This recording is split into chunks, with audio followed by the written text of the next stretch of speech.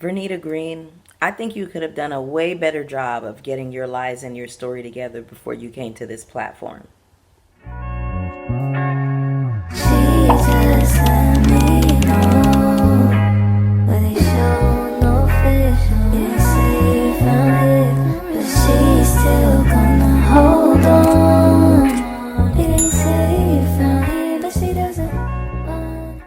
What's up, everybody? It's your girl Bonnie Scotch. Thank you so much for tuning into my video today. I wanted to bring you a review for Real Housewives of Atlanta season 16 episode 7. I thought that this was a cool episode. I did have a laugh out loud moment, so we'll talk about it in a second. But before we get started, go ahead and hit the like button for me. When you hit the like button, it is a free way to support the channel and also let YouTube know that I am here and that you all are rocking with my commentary, so YouTube starts to shoot my content out to other viewers. I also did start a membership, so if you would like to support the channel, you can definitely do that for a cup of coffee every month. It is $5 a month to help me support this channel. I will have that linked in the description below. Let's go ahead and get started, shall we? So we start this episode with Vernita Green at the car dealership with her man. Now, they are window shopping for cars, and I say window shopping because I don't know why she was sitting in that Ferrari like she was about to buy that. Or her man was about to buy that, excuse me. She said to Mike, you know, you promised me a car every 2 years. Don't you have to have a job for that? We are 7 episodes in, and there has been no mention of what your man does to put supper on the table. Tommy, I don't even know what the hell you do for a living, man. Now, okay, I gotta ask you this. Now, okay, what does he do for a living? He is very, very, very intelligent. So his background is in IT. So IT. Yes, his background is in IT. So he knows how to build like infrastructures. So he has a trucking business. He has a car dealership. But yeah, so serial entrepreneur. Now, because we just talked about like dealing with people in the limelight, dealing with athletes and celebrities. Now the money. Now, does he have to make a certain amount of money for you? I feel like for me, it's not that he has to make a certain amount. It's more of like a mindset. But at the end of the day, like I'm always gonna want to be with a man that can take care of his woman. Yeah. So no matter how much money I make, I still need him to make more right. and be able to take care of his home. So that's very important to me. She says she has been crying her eyes out, and there are days when she can't get out of bed. I thought that you were a gangster. I thought you was a gat-toting, pistol-holding nigga on your damn street, and now you can't get off the bed? Listen, I understand how humiliation works, and she was put in a bad position, but I'm just saying that the energy that she gave off to Kenya, I'm just curious as to where all of that went. We saw when you were snarling at Angela, so I know it's still there when you started. You know, she snarls and she has that like that bark face. Then she is asking the guy, the car salesman, you know, is this in my price range? He assures her that it is. And then the next thing you know, she's got her leg up in the air. She says it has enough room. Y'all, she got her leg all the way up to her head in front of the car salesman. Her husband had to tell her, put your leg down. This was so funny to me because Mike had to remind Colombiana, like, stay on code. We civilians now. We not moving. Like, you know what I'm saying? That was so funny. Listen, I'm going to say this, okay? I know I have a lot of younger women watching my channel. I've seen a few of y'all in the comments. Y'all have called me big sis, big cousin. I love it. I really appreciate it. So I want to hip y'all to some game, to the younger women that are watching my channel, okay? If you are not a rockette, if you are not a can-can dancer, and you get your leg up real high in the air, the people around you are going to think that it is a cat advertisement. So I wanted the girls to be clear on that, just in case you don't know. You get that leg up in the air. Now it's a question of, is she selling? We'll circle back to that a little bit later, okay? And it's fine if you are. I would imagine the car salesman went back into the establishment and told his coworkers, we got somebody selling cat in the parking lot. Next up, we're at Angela's house with Drew, Angela calls Drew out for lying about being Michael Jordan's cousin. I thought that was so funny because Drew was like, you know how... Drew was like, you know how I like to joke around. I don't know why I thought that was funny. Drew just be saying stuff. Next up, we are at Kelly's house for a little ponderosa. We have Cynthia showing up first, and we get to meet Kelly's sister, Kamaya. Now, did y'all see how Portia just walked into Kelly's house and didn't ring the bell, didn't knock, nothing? No home training, no brought up see. I said, how you just walk into people's house? Then we get this confessional of Cynthia talking about what she's looking for in the man. Clap if you care. Clap if you care. I don't want to hear about Cynthia in some man or what she's looking for in a man. Cynthia's life only ever revolves around men. What's going on with the Bailey agency? What happened to that hat? Or was it hats or sunglasses that she was doing? I think it was sunglasses. What happened to that? We want to know about your business. We don't want to know about you and some man. We get a new confessional look from Kelly. Like an open macrame look, baby, when I tell you Kelly looks like money. The hair and the makeup is correct. Everything is puss. So Kim Possible is saying that Angela lacks empathy and she thought that she was a girl's girl. She's saying, I heard her husband had a baby on her. To bring up that somebody's husband had a baby on them just because they asked you how it is that you came to lose your license is very nasty business. She asked you one simple question. Now we see more and more every week why it is that you have these issues with women. It seems to me like you talk greasy and then you have your sister fight your battles for you and you just collect these beefs like Pokemon. Portia is saying that she doesn't care about the situation with Drew, all like that. It's like, okay, girl.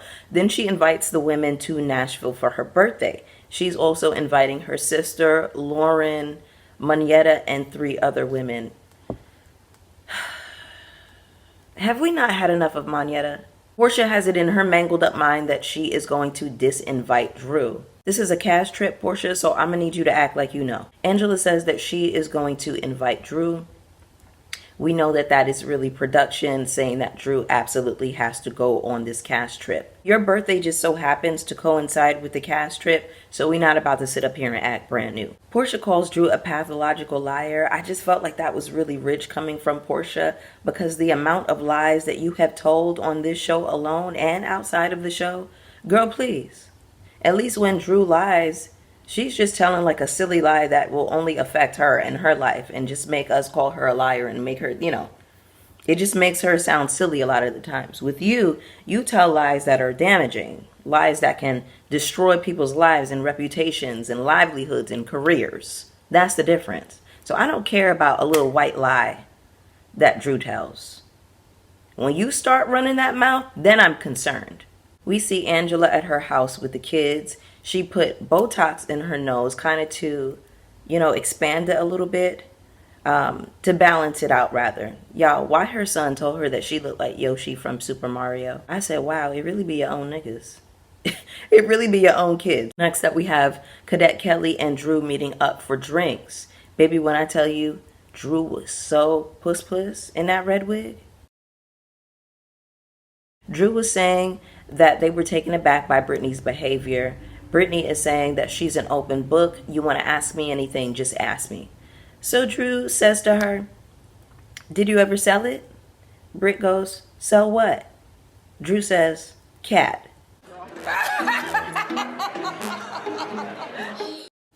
Baby, I laughed at that for like 2 minutes straight when I first saw it. Then she asked her, did you ever do porn? And Oren Ishii starts stuttering immediately. She couldn't even get the words out of her mouth. I said, now you getting choked up on a lie, honey. She says she did webcam for 1 week and she was having a conversation with a friend on camera naked. There was no intercourse. I don't know nothing about that lifestyle, whatever y'all got going on, because that's not me. G.I. Jane has a confessional look that is really pretty. I think this is her best confessional look yet. Then Drew starts joking around, talking about how she recognized somebody in the poster. Drew, you recognize somebody from the waist down? Shut up and stop playing around, Drew. We see Ralph and Drew headed to the courthouse. So the court date is to finally get Ralph to move out and to support his children by paying some child support. Drew wants to keep the divorce documents sealed, and I think that she is smart and right to do so. We have seen up close, firsthand, how nasty this marriage is. And if we have seen all that we have seen on camera, imagine what's going on behind closed doors. Drew has a new confessional look. Again, very puss. I think this is Drew's best confessional look yet. Ralph is on his third attorney. Are you on your third attorney, sir? That means that they take on this case and then they get to know what's going on and then they run for the hills. So the judge has Drew leaving the house every other weekend. Ralph is staying in the basement, and we learn that the documents are going to be unsealed. Now, this judge clearly hates women. That's the only conclusion that I can draw from this. We see Ralph doing a little celebratory dance outside of the court, talking about how he doesn't have to leave. What kind of man is okay with his wife leaving the house every other weekend? What kind of man is okay to just stay in the basement? If you got so much money, why can't you just leave? Why do you want to live like that? Ralph says the biggest misconception is that he didn't care about his wife. Baby, it's a hard fact, because we have watched you on our TV for years, lying, manipulating, gaslighting, and acting like her op. You really are her number one hater. So we all have the girls rounding up to head to Nashville. Y'all, why does Shamia look like a sharecropper? What does Shamia have on? What is she wearing? So the women get to the house, and we get to the part about picking out rooms, which of course is my least favorite, because why can't these women ever have accommodations that are up to standard? I saw a room in the attic with 4 beds. I saw a room with a bunk bed. I don't understand why they do this. And it's like, I'm sure production is in charge of booking this house. So what is going on? And why does it seem like it's always the black women, the black franchises, who have to struggle with having like a nice place to stay? Angela comes in last because she missed her flight, and it's clear that the ladies were talking about her, especially Cadet Kelly. I like the outfit that Angela had on when she came in. It was like this fringe skirt with a tube top. I also like Portia's outfit with the X's on the leather pants. I thought that was really cute. And I like the choker that Portia had on. Angela says that she would like for Drew to come. Portia is acting flabbergasted, like she doesn't know that this is a cast trip. So the girls are unpacking. Did y'all peep when Colombiana said that she brought locks just in case somebody wanted to act funny? Baby, this isn't the locker room at the Players Club. These women all have money. We can tell that you're used to still being in survival mode. You know, you kind of act like, I don't know, she just reminds me of the girls from P-Valley, like the strippers that, you know, you have to lock up your stuff in the locker room to make sure these women are not going to steal your things. If anything, they need to keep their locks around you. They need to be locking their shit up around you. Child, the people saying allegedly she was insuring celebrities' jewelry and then their house would get broken in 2 weeks later. It was around the time when everybody's house was getting broken into in Atlanta. Allegedly. I just thought that was so odd. Like, this is clearly not that environment. She's always, she gives herself away all of the time. Like, she tells on herself all of the time. She's not a good fit for this group. Anyway, the ladies are getting ready to go out for the night. Kelly has her stylist with her, and she said that she wants Brittany to know that she is supported, and she recommended her stylist to her. So the stylist actually dressed Britt, and I thought that was really nice of Kelly. I really loved what the stylist put on Kim Possible. I love that fit. You know, the corset, the cream, like all of that looked really, really good. I loved Kelly's top too. It had some really pretty beading on it, some nice details.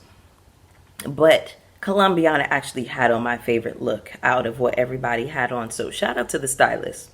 I don't know what the hell Angela was wearing. It was like some bodysuit with a mesh skirt over it and a cowboy hat. No ma'am. No ma'am. I just gave you a compliment and then you turn around and put that shit on. Did y'all hear when Portia called Angela aggressive? I said, okay, Portia Mayweather. Then we have Portia's friends pulling up. Another scene, we see Drew at the club, and she is celebrating that she just got signed to some label. I can't remember the name of it. Portia starts getting loud and leaning over the table towards Angela and being really aggressive and nasty. Portia's behavior is just really disgusting, and I can tell too, like from the side view, she's having a really hard time wrapping her lips around her big ass teeth. Rodney says she got some new teeth, and I see it now more and more every episode. She physically cannot get that top lip over her teeth. It's hard for her. Same with Britt. Britt has an issue with the configuration of her new teeth. Like, she has a hard time positioning her mouth. Y'all gotta be careful with them veneers. Then all of a sudden, one of her friends makes this assertion that Drew was giving Dennis fellatio. I wouldn't be surprised if Portia put her friend up to that, because she immediately started laughing.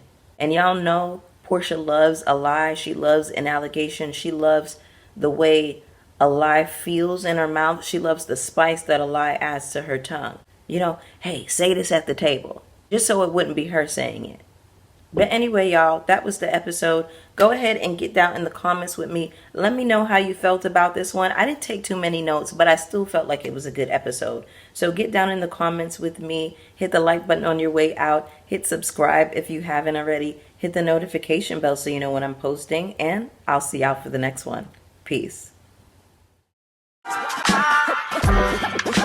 on. It's me, Al Grande. Or call me Papi Chulito. Yo tengo mucho loving for you mommies if you legal. For honeys, nothing equal to the way I tap that spot. Get your cat hot. Guess what? You hit the jackpot. Candlelight dinners for you winners. See, I'm like Don Juan. Beat me, sweetie. I get in ya. Sugar, I'ma put you in a beautiful